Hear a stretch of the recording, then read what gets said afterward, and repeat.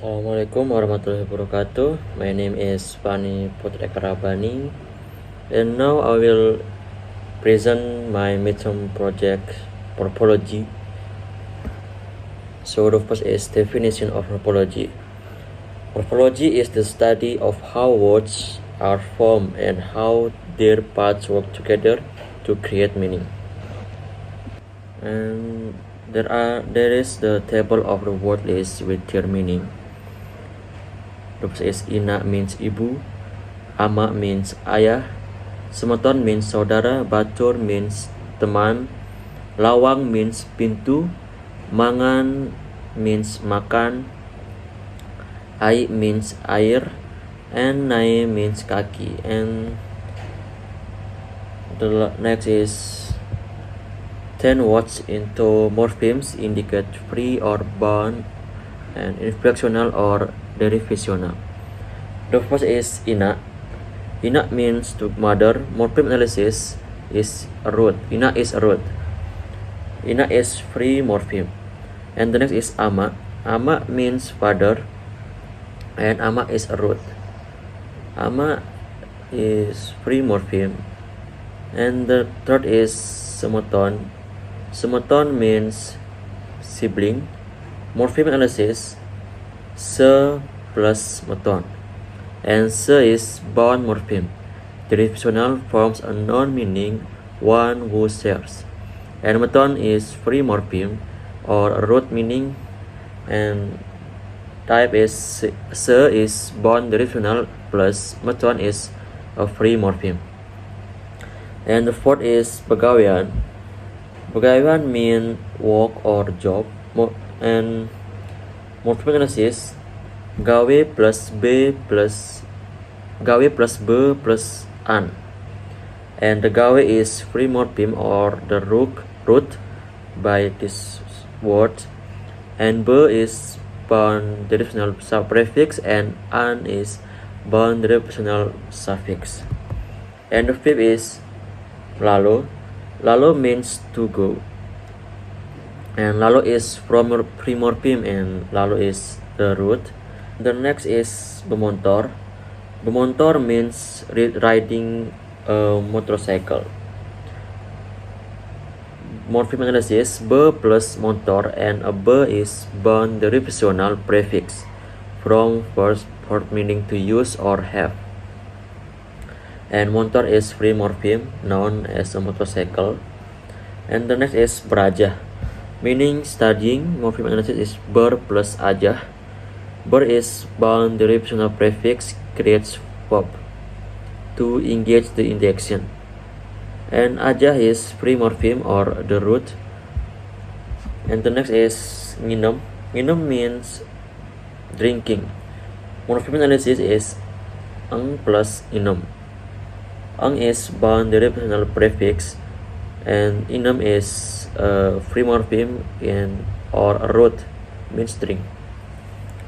Ang is bound derivational, and inum is free morpheme. And the next is bekedek. Bekedek means flying. Morpheme analysis is be plus kedek. Be is bound derivational, and kedek is a free morpheme. And then the last is beneng.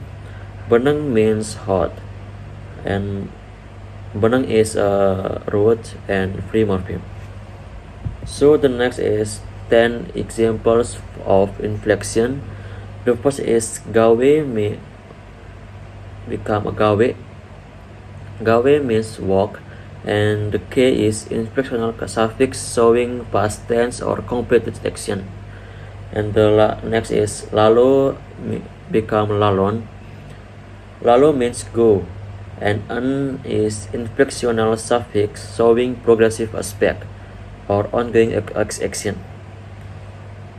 And the next is nginum become nginamang. Nginum means drink, and ang is inflectional suffix showing habitual aspect, repeat action. And the next is begawe become begaweang. Begawe means walk, and ang is a inflectional suffix showing plural project. And the next is tulis become tulisen. to listen. To this means right, and an is inflectional suffix marking imperative form. And next is ana become anaan. Anaan. Ana means child, and an is inflectional suffix for possession. And the next is bite become baitang. Bait is a shout, and baitang is inflectional, and ang is inflectional suffix showing repetition or plural action. And the next is beliang become beliangan. Beliang means borrow, and an is inflectional suffix showing perfective aspect. And the next is ngajar become ngajarang. Ngajar means teach, and an is inflectional suffix marking habitual or repeat action. And the last is baca become bacan. Baca means read, and an is inflectional suffix showing progressive aspect. And the next is 10 example of derivation: pegawai, minum, perlalon, semeton, bekedek, berujan, gawean, and tulisan, and pegawaian. And process found in your chosen language. The first is affixation is very productive in Sasak. For example, pegawaian work comes from the root gawe with the prefix be and suffix an. And the second is reduplication is also common and is used to show plurality, repetition, or intensity. For example, kanak-kanak means children plural of anak, child. Bale-bale means houses, and lari-larian means running around or repeatedly running. And the last is compounding. Occurs when two or more are combined to form a new meaning. For instance, air tebu means sugar and juice formed from air, water, and tebu is sugar cane. And next is compare findings with English morphology. When compared to English, Sasak has some similarities but also important differences. Both languages use affixation and compounding to create new words. However, reduplication rarely occurs in English, only appearing in informal expression such as bye-bye, while it is the main process in Sasak. English relies heavily on morphemes of inflection and conversion, while Sasak relies more on affixation and reduplication. Borrowing is a common in both languages, but Sasak borrows mainly from Indonesian. And next is, what challenges did you find in the analysis? I think challenges in analyzing the morphology of the Sasak language include the existence of dialect difference, so that the form of morphemes and affixes are not uniform.